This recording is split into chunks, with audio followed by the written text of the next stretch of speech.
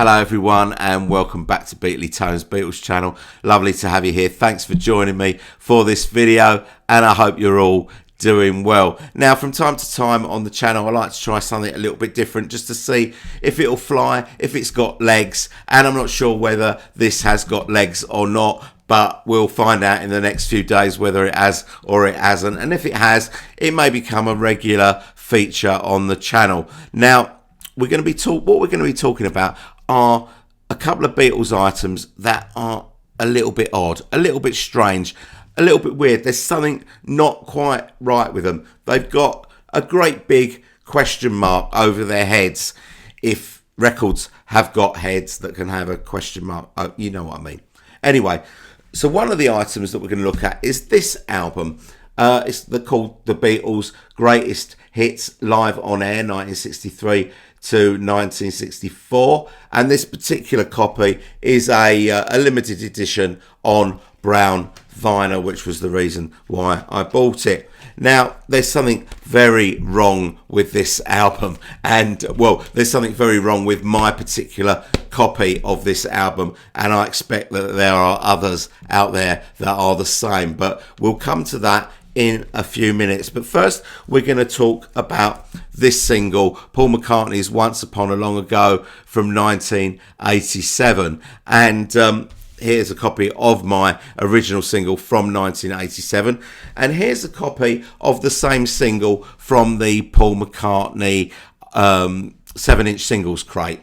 Now, eagle-eyed viewer, subscriber, friend Nick Syrett, he said to me, Beatly Tone, well, he didn't actually say it like that because he wrote it in an email, but he said, Beatly Tone, have you noticed that there is something different, very different, about the single Once Upon a Long Ago in the 7-inch singles crate compared with the original from 1987? And what he was talking, well, let me put it this way. If I was to say to you, very knowledgeable Beatle heads that I know that you are, who produced Once Upon a Long Ago, I know within a couple of seconds you would have the name Phil Ramone on your lips. And quite right too. The original single, here it is. On the back of the single it says produced by Phil Ramone, mixed by George Martin. No problem with that. That's what we've always thought.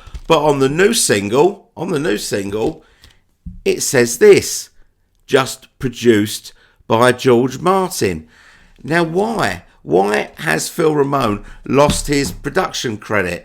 Who knows? Now, it could be just some sort of oversight, a misprint on the record sleeve, but, you know, they're just supposed to be replicating the two sleeves. So to get the names different, that must be something deliberate, right? It's a bit of it's a subtle difference, but to my mind it's quite a clumsy difference as well. Now that's fair enough. It's just say it was just a mistake on the sleeve, but then when we go to the actual record itself, we can look at we can look here, and it says here produced by Phil Ramone, mixed by George Martin. We go to the 7-inch single crate version of the same record, and what does it say? It says produced by George Martin. So, you know, if it had been once, if it was just on the record sleeve and they'd made a mistake, that could maybe hold water as an excuse. But to do it on the label as well, this seems like something very deliberate to me, and we don't know why Phil Ramone has lost his production credit. I mean, there's no question about the B-side, Back on My Feet. That is still there as a production by Phil Ramone. So that's never in question. So I tried to get to the bottom of this, and I'd done a little bit of research. So I wanted to try and find out whether there was any evidence that George Martin had produced this song. My first port of call was this book by Luca Parisi, Paul McCartney Recording Sessions 1969 to 2013. This is a very good book, and it's due an update quite soon where it's going to bring it up to date. And it is a good book for the Paul McCartney recording sessions, but it's not very good for Once Upon a Long Ago, or as far as the production credits go, because it doesn't tell us very much at all. It just says the sessions took place on the 11th and 12th of March 1987, and it just says Once Upon a Long Ago was among the brand new tracks that Paul presented to Phil Ramone. Now, as an artist employing a producer, the artist would play the songs for the producer that he's hoping that the producer is going to produce, and the producer would generally pick the songs that he thinks have got legs. And very much like George Harrison did for Phil Spector on day 1 and day 2 of the All Things Must Pass sessions that we saw in the All Things Must Pass 50th anniversary box set. Anyway, Luca goes on to say, in the following months, Once Upon a Long Ago was refined and completed with Sam Salzman on sax, Nigel Kennedy on electric violin, and an orchestral arrangement by George Martin. These overdubs were added at a special session at Abbey Road. So the session that George Martin was at, Phil Ramone wasn't even there, and George Martin wasn't there at the Phil Ramone sessions, which took place at the Hog Hill Studios in Sussex. Now, the second book that I went to gave us a much better story. That book is 8 Arms to Hold You by Chip Medinga and Mark East. A very, very good book, very thick book, loads of information in it, and this covers all 4 solo Beatles sessions up to about 2000. Now, in 8 Arms to Hold You, there is a section called the Phil Ramone's sessions, and it goes on to mention 11 songs that were either played for or produced by Phil Ramone. Some of them remain unreleased, some of them ended up as B-sides of singles. Back on My Feet, Love Come Tumbling Down, Once Upon a Long Ago, an early take of this one which ended up on Flowers in the Dirt. Return to Pepperland was one of those songs in the session, and so was Christian Bop. Now, in the little section that talks about the Phil Ramone sessions, you can see there's a little notation that says produced by Phil Ramone with 1 asterisk, and produced by Paul McCartney and Phil Ramone with 2 asterisks. And for Once Upon a Long Ago, there is quite clearly 1 asterisk, indicating that it was produced by Phil Ramone. Now, what they say about the song is one of the few significant songs issued from the Ramone sessions, Once Upon a Long Ago, has the distinction of becoming the first McCartney song released as a UK A-side only and not released in any format in the US. We knew that. It then says, it certainly possesses a pleasant melody, but some of the lyrics are among the worst ever penned by the man. The worst ever penned by the man? Are you kidding? How very dare they? Have they never heard We All Stand Together? You know, picking up scales and broken chords, puppy dog towels in the House of Lords. It's poetry. It's poetry, man. Crazy stuff, the worst he's ever penned, my eye. Anyway, it then goes on to say, it talks about all the different variations of Once Upon a Long Ago. And it says, all of the versions were credited as being produced by Phil Ramone with orchestration and mixing by George Martin, save for the extended version, which was mixed by Paul and Peter Henderson. So there seems very little evidence whatsoever that George Martin produced this. This is quite clearly produced by Phil Ramone. I don't think there's any doubt. So why on the new single has it got produced by George Martin? If you can think of any reason why this might now be credited as being produced by George Martin, tell me about it down in the comments. Okay, so the second item that we're going to look at is this album here, The Beatles' Greatest Hits Live on Air 1963 to 64. And this is not an official album, but it's not a bootleg either, because it's for sale quite openly. It's even on Amazon, and this has been put out by a company called Coda Records, which is one of these websites that's appeared on the internet in the last 3 or 4 years, and they sell legitimate albums as well, but they also seem to put out some compilation albums in their own name, on their own label, where they've sourced material from different places. And I've got a David Bowie live box set that I bought from them, a 4 LP box set, which is very good. Now this was, as I say, was £15. I couldn't resist it at £15, especially when you look at the track listing that's on it, because hardly any of the songs have been out officially before. So it was quite intriguing for me, plus the fact that it's on brown vinyl. That was also a pulling point, as was the £15 that I paid for it. Incidentally, if you want to get it on Amazon now, it's about 37 quid. But, you know, the sound quality is not brilliant, as you would expect from tracks that were recorded live in the 60s, but they're not bad either. I mean, there's 20 tracks on this album, and it's, you know, that doesn't help with the sound quality either, because that's too many songs for a piece of vinyl. But the sound quality is not bad. It's acceptable for sure. Just to let you have a look at the back sleeve, and you can have a look at the track listing, and you can pause the video if you want to read it slowly, but I am going to read it out to you anyway. So I'll tell you what is on this album. So starts off, side 1 starts off with 5 tracks from ABC's Blackpool Night Out from the 19th of July 1964. That's Hard Day's Night, Things We Said Today, You Can't Do That, If I Fell, and Long Tall Sally. Then we get 5 tracks from BBC Saturday Club from the 16th of March 1963.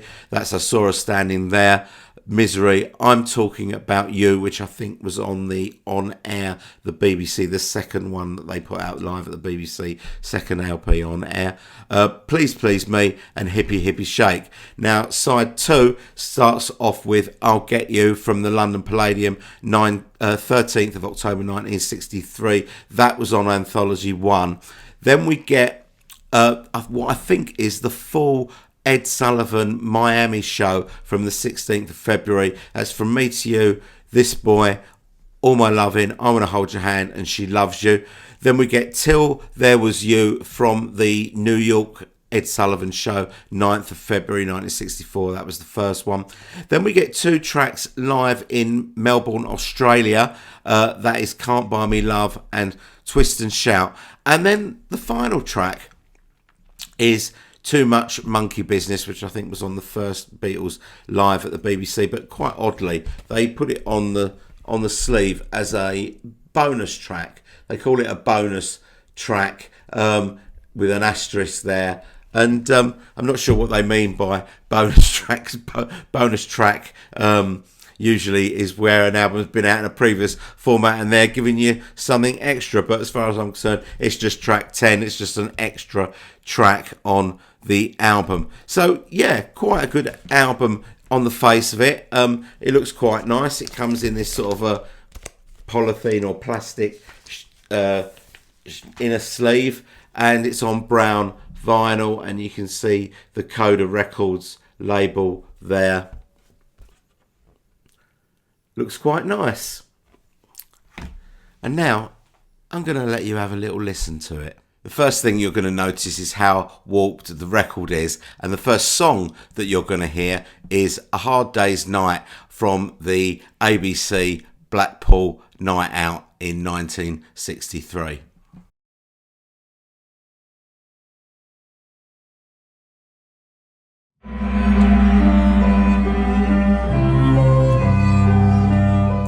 Now, as I'm sure you understand, I can only play a few seconds of each song because I don't want the copyright police at YouTube stopping my video from going out. So I apologise for that. But when I first heard that, I just thought, what the actual you-know-what is that? I mean, I'm no expert, but I know A Hard Day's Night when I hear it, and that wasn't it. So I kept playing little snippets from each track on side one, and they were all like that. So I flipped it over to side two, and this is I'll Get You from the London Palladium in 1963.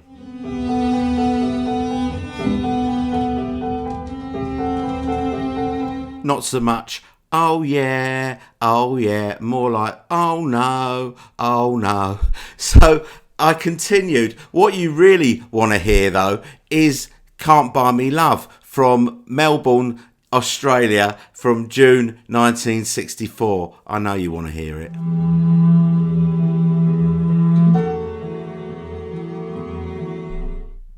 So yes, every single track on this album was some sort of random classical music. So I was the proud owner of a Beatles album with no Beatles music on it. But by now, I was kind of drawn in and I wanted to know what it was. I mean, I'm definitely no expert on classical music whatsoever. In fact, it would be fair to say that I couldn't tell the difference between Mozart and Ozark, but I was kind of drawn in and I wanted to find out what the songs were. So I Shazammed it, and Shazam didn't have a clue, couldn't find any of them. Soundhound found two of the songs. The Hard Day's Night one was called Third Movement Division Waters, a Pink Floyd tribute, and I'll Get You was something by Pablo Lopra, whoever he is.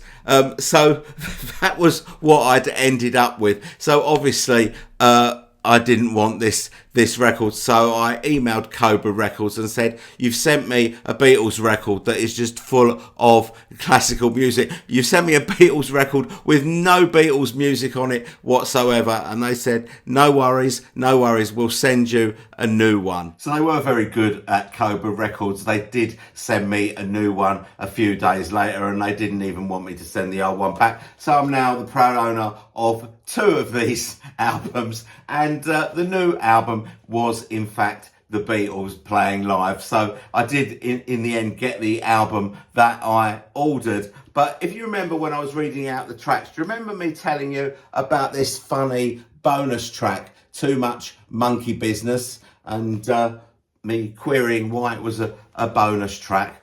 Well, when I played the record through and it got to track 10 on side 2, which should have been Too Much Monkey Business, it was this. So quite clearly that wasn't Too Much Monkey Business. It was, of course, Love Me Do, the single version, I believe, and quite a lo-fi version of it as well, as if someone's just taped it off the radio and stuck it on the album. But it's Love Me Do recorded in the studio, and this is supposed to be a live album. So why is a studio version of Love Me Do? What is it doing on this album? I haven't got a clue, and probably neither of the people that put this album together. But one thing's for sure, this album definitely qualifies under that category of being a little bit weird, a little bit strange, and quite frankly, a little bit wrong. So if you've got a similar item of wrongness in your collection, if you've got an item that is the mayor of Wrongtown in your collection and you fancy telling me about it, please do so down in the comments. You know, I'll read all your comments and I respond to all your comments. And if we get some good ones, maybe we can incorporate them into a future video of this kind of genre, that would be really great. Right, now in other news, I have finally received my copy of the McCartney Legacy. Thank you everyone who sent messages of sympathy because I hadn't got mine and you all had yours. So thank you for that. But it just turned up randomly last Sunday. I didn't get an email from Amazon to say it was coming or anything. It just turned up out of the blue. They really don't know their arse from their elbow at the moment, but I'm really pleased that it is here. Now, I have had the audio book and I have had a PDF of the manuscript since about mid-December. So I've been listening to the book while I've been waiting for mine to arrive and following the text as I listen from the PDF. And I'm about 300 pages in. So my next video is going to be an interim review of the book because I won't have finished the book by the time I make the video, but I will be a little bit further on. But I've read enough of it so far to have a really good flavour of what's in the book, how it's been written, and its value to us as fans. So I'm going to do an interim video for anyone who is sort of deliberating about whether or not to buy this book, and if you're one of those people, you should have a good idea if it's your kind of thing after I've done my video. So that's coming up next on the channel. Now, if you guys want to do me a favour, please give the video a like, and if you want to leave me a comment, that would be great, or do both those things. Both those things sort of help with the YouTube algorithm, help get my video out there and help me grow the channel. So you'd be doing me a favour if you do that. That would be absolutely fantastic. If you're watching this video and you haven't subscribed and you fancy getting involved, please consider subscribing. I would really appreciate that as well. I want to say a big thank you to Nick for letting me know about the Once Upon a Long Ago thing. I want to thank all you for watching this video. I hope you've enjoyed it and I will see you all very soon. Bye bye.